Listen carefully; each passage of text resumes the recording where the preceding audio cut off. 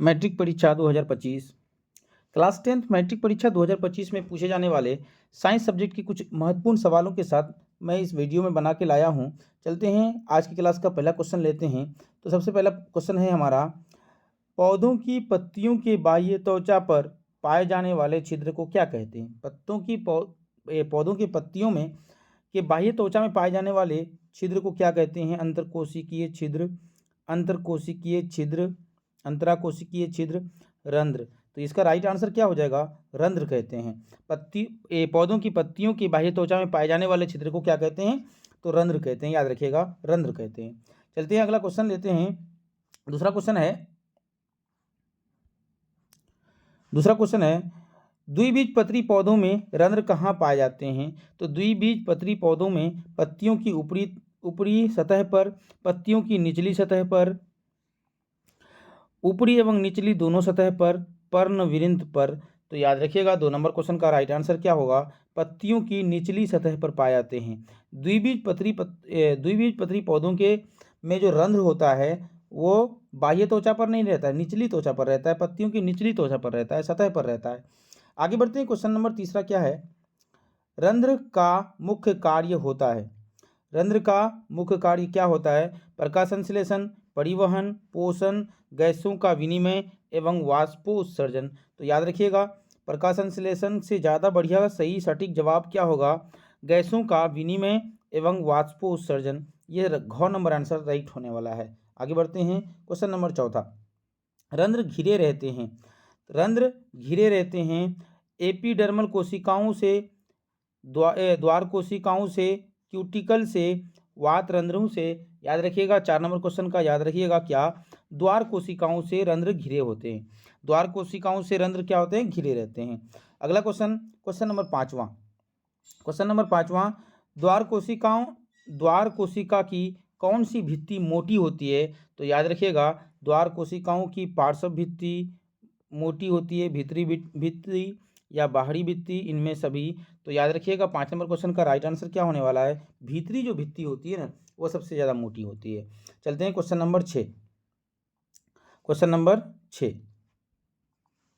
Number 6 क्या है, पत्ते की झिल्ली में रंध्रों का अध्ययन करने हेतु किस अभिरंजक का प्रयोग किया जाता है।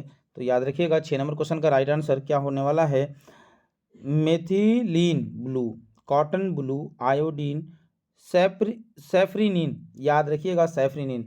पत्ती की झिल्ली के वातावरण का अध्ययन करने हेतु अभिरंजक किसका प्रयोग किया जाता है, तो सैफरिनिन का प्रयोग किया जाता है। चलते हैं क्वेश्चन नंबर 7वां, एक बीजपत्री पौधों की पत्तियों में रंध्र कहाँ पाए जाते हैं।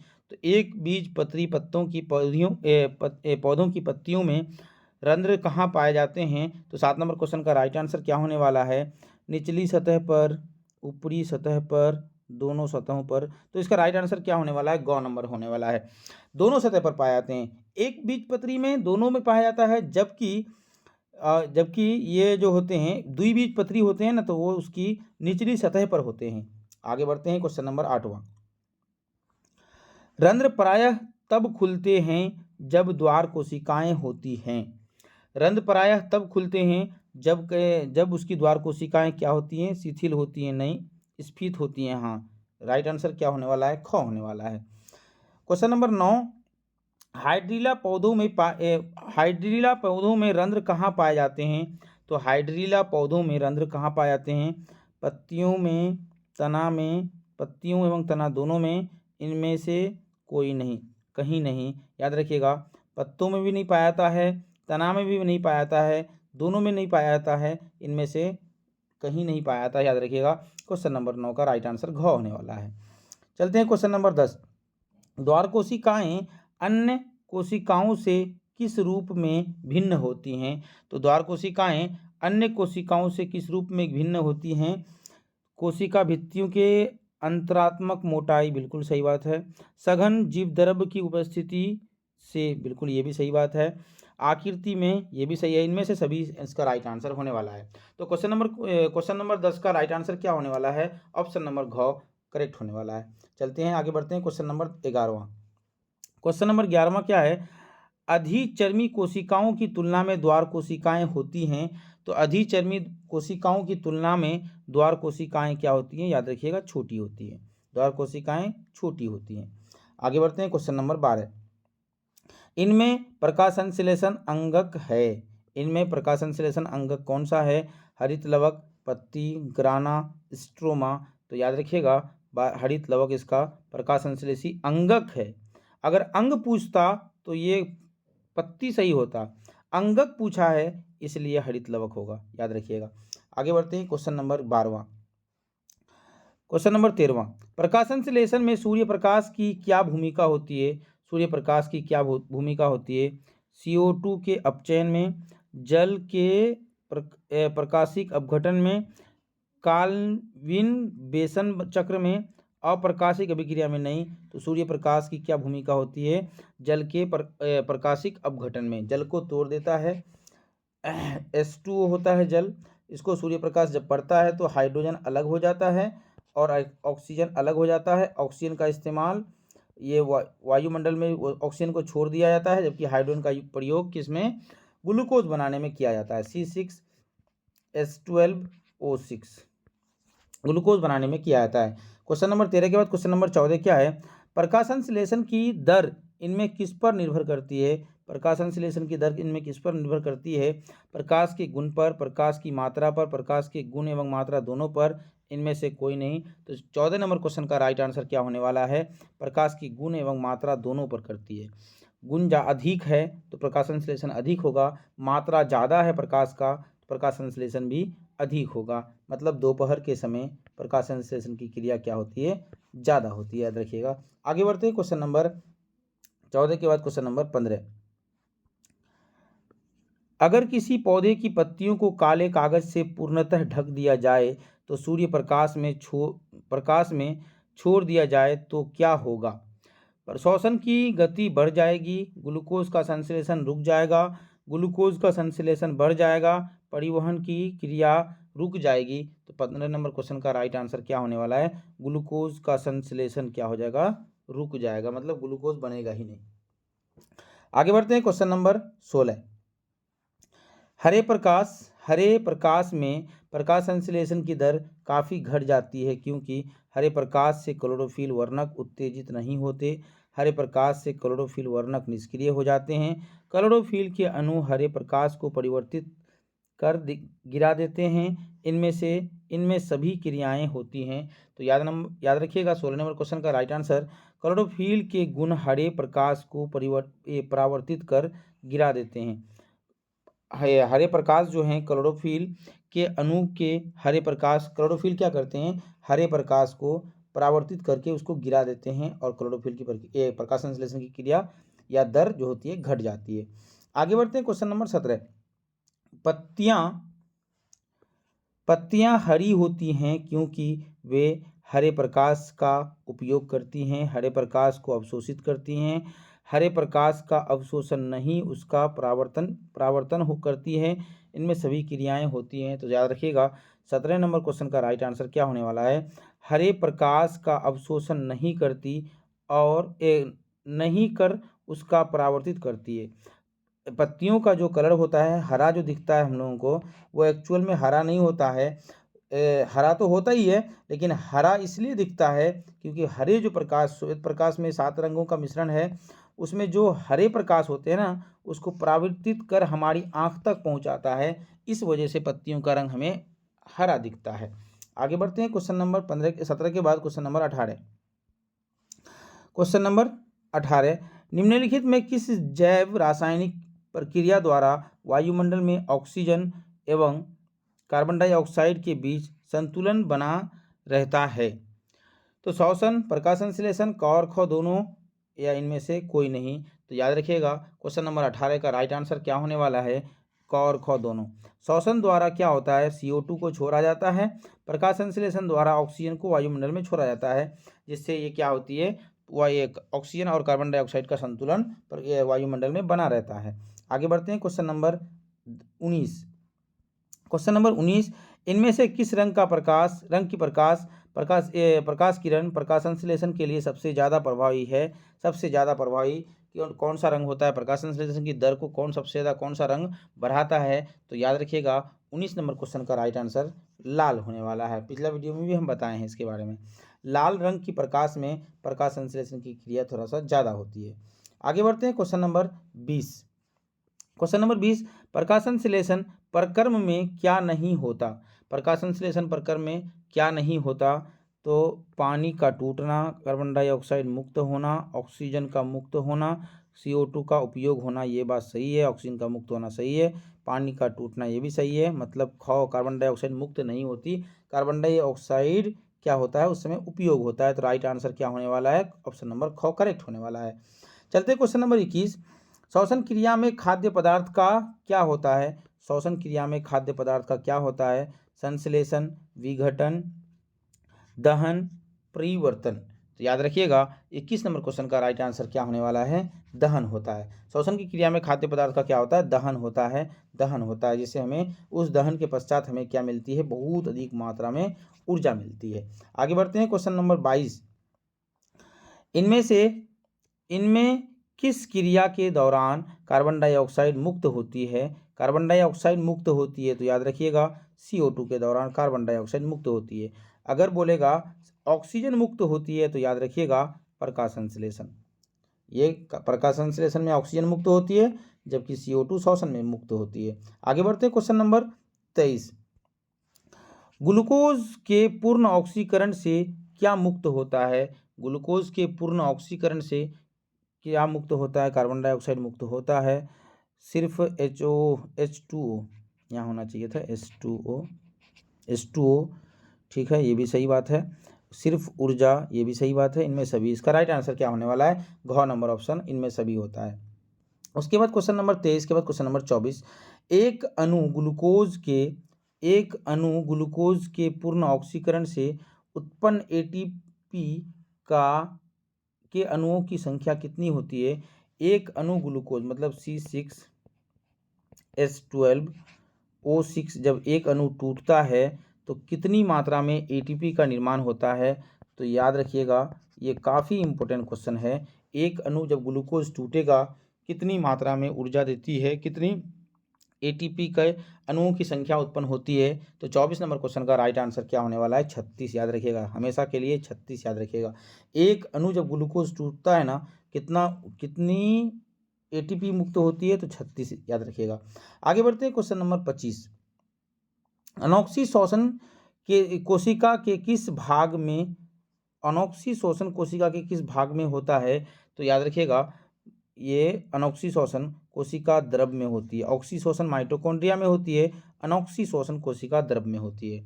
याद रखिएगा अनोक्सी शोषण कोशिका द्रव में होती है, जबकि ऑक्सी शोषण जो होता है माइटोकॉन्ड्रिया में होती है। आगे बढ़ते हैं क्वेश्चन नंबर 26, शोषण क्रिया को दर्शाने वाले प्रयोग में निम्नांकित में क्या आवश्यक है। शोषण क्रिया को दर्शाने वाले प्रयोग में निम्नांकित में क्या आवश्यक है। तो 26 नंबर क्वेश्चन का राइट आंसर क्या होने वाला है, बीज अंकुरित हो रहे हों, बीज शुष्क हो रहे हों, या केवल बीज भींगे हों, बीज छिलका रहित हो। शोषण क्रिया को दर्शाने का प्रयोग में निम्नलिखित में से क्या है। तो याद रखिएगा बीज अंकुरित हो रहे हों, तब ये दर्शाया जा सकता है। आगे बढ़ते हैं क्वेश्चन नंबर 27। क्वेश्चन नंबर 27 क्या है, किस प्रकार के शोषण में अधिक ऊर्जा मुक्त होती है। तो याद रखिएगा किस प्रकार के शोषण में अधिक ऊर्जा मुक्त होती है। तो 27 नंबर क्वेश्चन का राइट आंसर क्या होने वाला है, ऑक्सी शोषण जो होते हैं तो उस समय बहुत अधिक ऊर्जा क्या होती है, मुक्त होती है ऑक्सी शोषण के दौरान। ये ख के जगह में क लिख दिया गया है, क के जगह में ग लिख दिया गया, याद रखिएगा। आगे बढ़ते हैं अगला नंबर क्वेश्चन नंबर 28, ATP का पूर्ण विस्तार मतलब ATP का फुल फॉर्म क्या होता है, फुल फॉर्म पूरा नाम क्या होता है। तो याद रखिएगा एडिनोसिन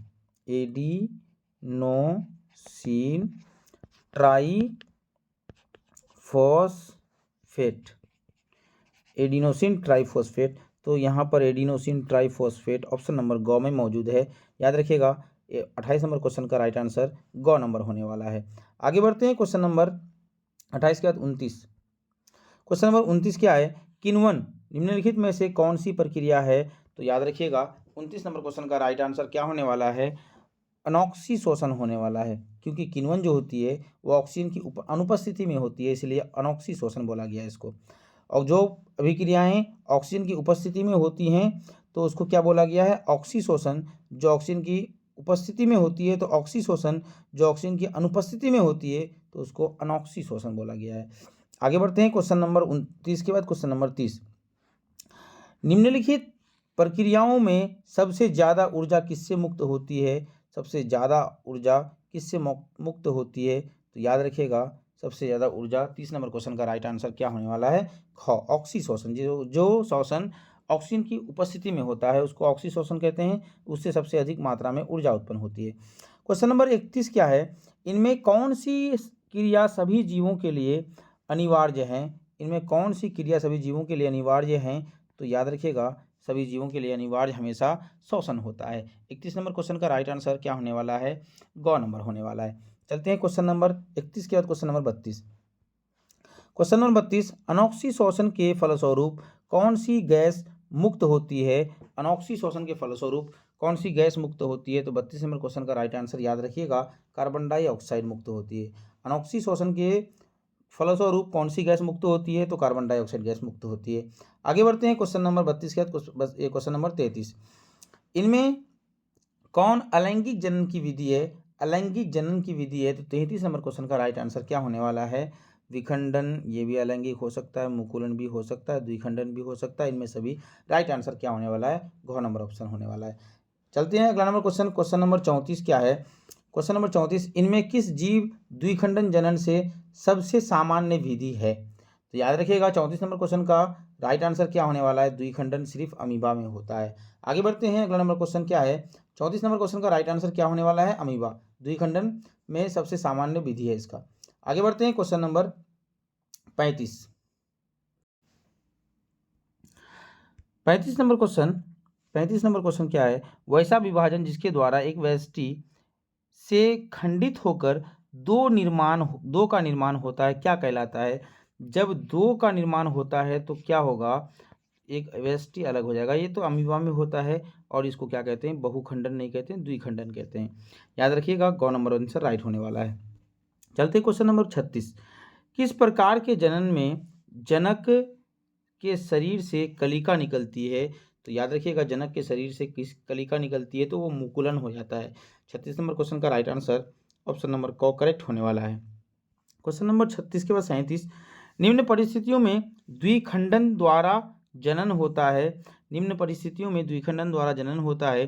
प्रतिकूल परिस्थितियों में, अनुकूल परिस्थितियों में, किसी भी परिस्थिति में उच्च ताप पर। तो याद रखिएगा, 37 नंबर क्वेश्चन का राइट आंसर क्या होने वाला है? अनुकूल परिस्थिति में ही ऐसा होता है, बाकी अन्यथा नहीं होता है। 37 के बाद 38 नंबर क्वेश्चन क्या है? ईस्ट किस वर्ग का एक कोशिकीय जीव है? ईस्ट किस वर्ग का एक कोशिकीय जीव है? तो याद रखिएगा, 38 नंबर क्वेश्चन का राइट आंसर क्या होने वाला है? तो कवक। माइक्रो ऑर्गेनिज्म जो हैं, सूक्ष्म जीव जो हैं, ये 5 तरह के होते हैं। तो ईस्ट जो हैं ये किसके? कवक के कैटेगरी में आएंगे। याद रखिएगा। आगे बढ़ते हैं क्वेश्चन नंबर 37 के बाद क्वेश्चन नंबर 38। ईस्ट के शरीर से निकलने वाला मुकुलन किस प्रकार का होता है? तो एक कोशिकीय, बहुकोशिकीय, एक कोशिकीय, बहुकोशिकीय, दोनों इनमें से कोई नहीं। तो 39 नंबर क्वेश्चन का राइट आंसर क्या होने वाला है? चाहे तो ये एक कोशिकीय भी हो सकता है, बहुकोशिकीय भी हो सकता है। आगे बढ़ते हैं क्वेश्चन नंबर 40। इनमें किस प्रकार के जनन में जनक के शरीर का अस्तित्व बना रहता है? किसका उस जनक के शरीर का अस्तित्व बनाए रहता है? तो याद रखिएगा, 40 नंबर क्वेश्चन का राइट आंसर क्या होने वाला है? मुकुलन में बना रहता है, द्विविभाजन में नहीं बना रहता, बहुखंडन में भी नहीं रहता है, विखंडन में भी नहीं रहता है। विखंडन का ही एक दो भाग है, एक बहुखंडन और एक द्विखंडन या द्विविभाजन। याद रखिएगा, मुकुलन में एक ऐसा हाइड्रा होता है, यहाँ से एक कलिका निकलती है, ये अलग कट करके एक अलग जीव का निर्माण कर लेते हैं, तो इसको क्या कहते हैं? मुकुलन कहते हैं। उसके बाद क्वेश्चन नंबर 41, निम्नलिखित में किसमें द्विविभाजन नहीं होता है? Euglena, paramecium, amoeba, hydra. तो याद रखिएगा 41 नंबर क्वेश्चन का राइट आंसर क्या होने वाला है, हाइड्रा में द्विविभाजन नहीं होता, बाकी सब में हो सकता है, लेकिन सबसे ज़्यादा कौन किसमें होता है, द्विविभाजन अमीबा में होता है, याद रखिएगा। उसके बाद क्वेश्चन नंबर 42, मुकुलन के केंद्रक का निर्माण किस विभाजन द्वारा होता है।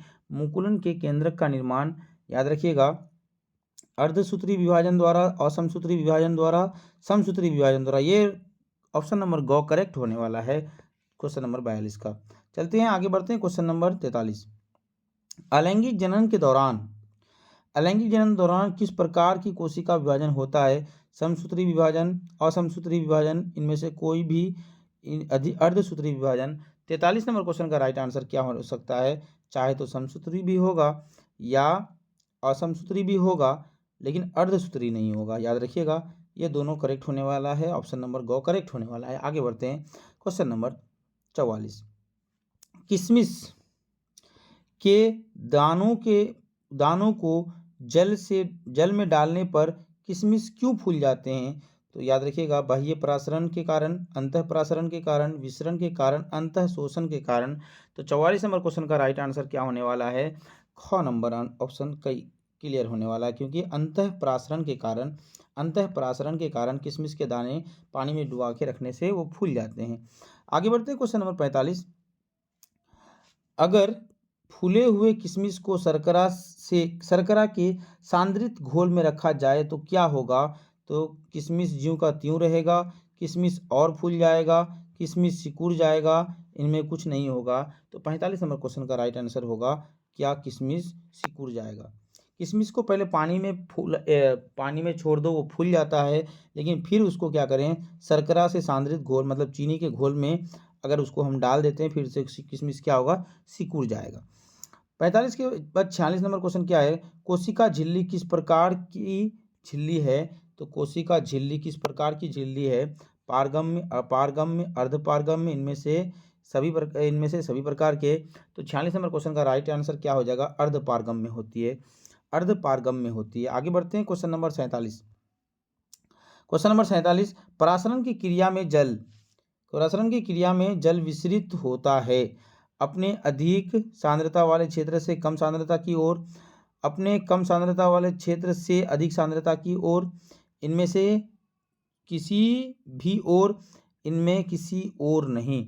47 नंबर क्वेश्चन का राइट आंसर क्या होने वाला है, अधिक सांद्रता वाले क्षेत्र से कम सांद्रता वाले क्षेत्र की ओर क्या होती है, प्रसारित हो जाती है।